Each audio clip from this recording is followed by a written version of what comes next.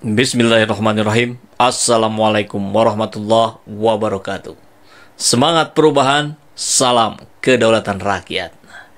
Sahabat Asia Channel semua, ini kabar dari beberapa hari yang lalu. Agak saya cukup terguncang lah ya melihat kabar ini, sehingga memilih untuk sudahlah, nggak usah ditampilkan. Tapi akhirnya terkait dengan bahwa apa yang Saiful Zaman Channel lakukan selama ini, selalu berupaya menjadi orang yang ada di garda terdepan untuk membela kepentingan umat, untuk membela kepentingan Islam, maka tentu ini harus saya tampilkan, harus saya sajikan. Jadi kejadiannya beberapa hari yang lalu, kita lihat, kalau sahabat Aja Channel semua melihat judulnya, siapa orang ini? Tentu yang satu orang terkenal, yang kedua orang yang terkenalnya di wilayah yang lain, ya, bukan di urusan politik, tapi mulai menyinggung-nyinggung persoalan sosial yang ada di Indonesia. Ya, kalau juga sahabat Aja Channel semua melihat thumbnailnya itu, Ustadz bicaralah. Saya tentu tidak bermaksud untuk menyampaikan ini pada seluruh ustadz, seluruh ulama yang ada di Indonesia, karena mereka sudah berbicara. Orang-orang hebat, orang-orang soleh itu sudah berbicara. Tapi masih, saya kira masih ada beberapa itu dalam konteks kalau bicara 40% kan ustadz ulama yang ada di Indonesia pasti jumlahnya juga sangat banyak, 40% itu. Yang belum bicara, yang belum angkat suara terhadap persoalan-persoalan bagaimana umat Islam terus didegradasikan di Indonesia.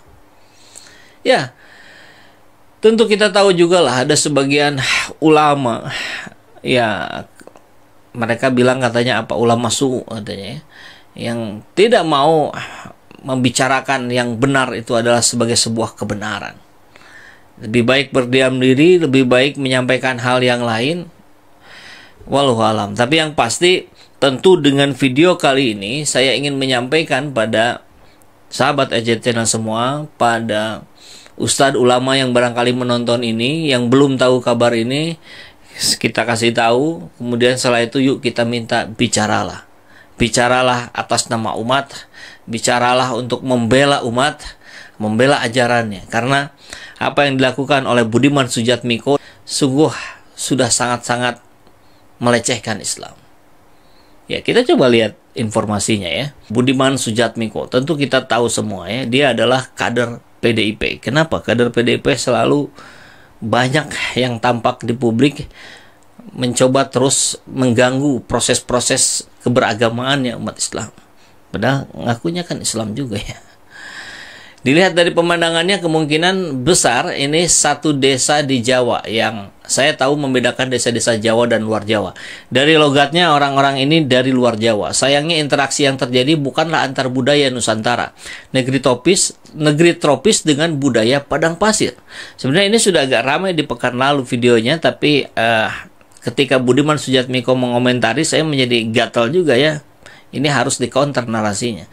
Ya, kita lihat, ini sebetulnya aktivitas permainan biasa. Banyak muda, ada banyak susah, jalan tutup mata, uang dan ringgit, anak tiada heran, ini tutup mata, anak tentu jalan. Marilah nenek, mari sayang, ikutlah anak, nenek jangan bimbang. Marilah jalan, ente cepatlah cepat, awas melongkang, oi kaki melompat. Nenek jaga depan ada longkang, nenek lompat aja, lompat aja. Ya, itu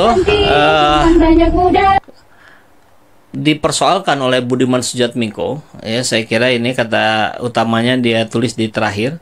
Interaksi yang terjadi bukanlah antar budaya Nusantara, negeri tropis dengan budaya padang pasir. Jadi secara halus barangkali Budiman Sujatmiko ingin menyampaikan bahwa pakaian ini tidak pantas untuk dipakai di Indonesia. Kenapa Anda komentarin? Apa urusannya dengan Anda?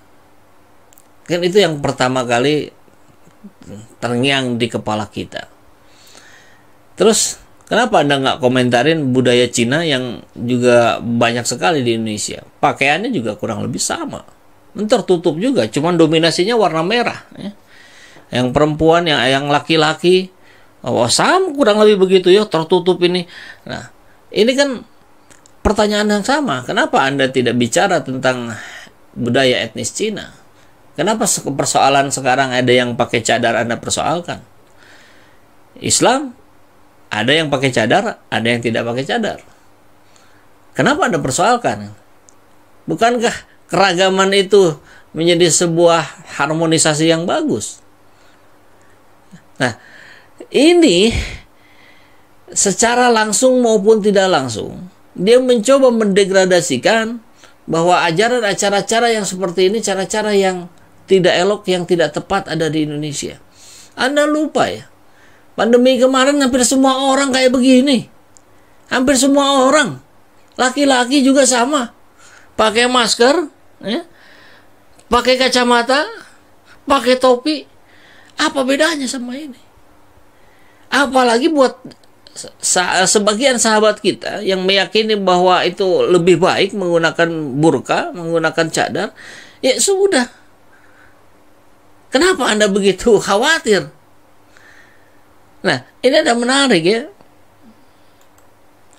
Pendapat dari Stephanie Huang. Mereka mengganggu Anda kah? Mereka minta makan sama Anda kah? Mereka punya KTP Indonesia dan mereka bebas tinggal di desa atau di daerah manapun selagi mereka berwarga negara Indonesia. Dan mereka pun tidak melanggar hukum, bukan? Barangkali kebaliknya. Yang melanggar hukum lah yang dibela. Harun Masiku, kawanmu di PDIP itu apa kabarnya gitu. Kan itu yang mengerikan. Itu yang mengganggu. Itu yang merusak demokrasi. Itu yang menurunkan kepercayaan rakyat terhadap KPK. Kenapa Anda nggak pernah bicara tentang Harun Masiku? Yang jelas-jelas membuat rusak negeri ini, membuat rusak demokrasi kita, membuat rusak kepercayaan rakyat terhadap KPK. Gitu ya. Kita lihat respon-respon bawahnya. Nah, lebih baik bercadar daripada korupsi kayak PDIP. Ini pemikiran garis titik-titik, apa garis lurus, garis apa ini? Tak ada yang lebih baik kecuali saling menghargai perbedaan keragaman. Nah, ini kan keren kalau bahasanya begini ya, Muhammad Syahabu. Not. Jelas mereka sudah merusak tatanan budaya Indonesia. Paham Lodrun. Nah, ini arek lurus. Anda ngerti tidak budaya Indonesia itu apa? Yang aslinya itu yang bagaimana? Kalau Anda sudah tahu, Anda baca sejarah, Anda juga pasti tutup mata. Anda tahu bagaimana budaya, mohon maaf, di Bali dulu, itu yang sebelah sininya kebuka.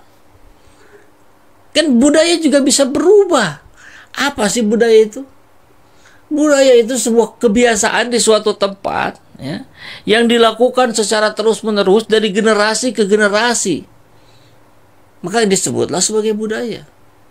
Contoh, apakah korupsi sudah menjadi budaya di Indonesia? Ini arek lurus ya, buat arek lurus. Sudah. Karena itu sudah dilakukan oleh banyak oleh banyak pejabat, oleh banyak pengusaha, dari generasi ke generasi. Maka Indonesia disebut sebagai korupsinya sudah membudaya, sudah.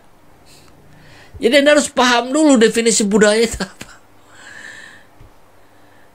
Pakaian adat itu apa? Bagaimana cara membedakan antar pasangan agar tak tertukar? Ya, Anda harus kenal dulu dong. Pasti jelas ada caranya. Saya, keluarga saya nggak pakai cadar, tapi rekan-rekan yang lain ada yang pakai. Kita bisa kok membedakan. Dari suara aja bisa kedengaran kok. Apa yang salah? Oke, entah budaya mana ini. Nah, tahun depan kita bikin meriah lagi. Ini postingan Gibran 11 Februari. Terus yang begini pasti nggak dikomentarin dong sama Budiman Sujatmiko. Oh, Cina mah nggak apa-apa. Gitu ya. Kalau Arab nggak boleh. Bagian pinjam duit ke Timur Tengah, nerima aja gitu.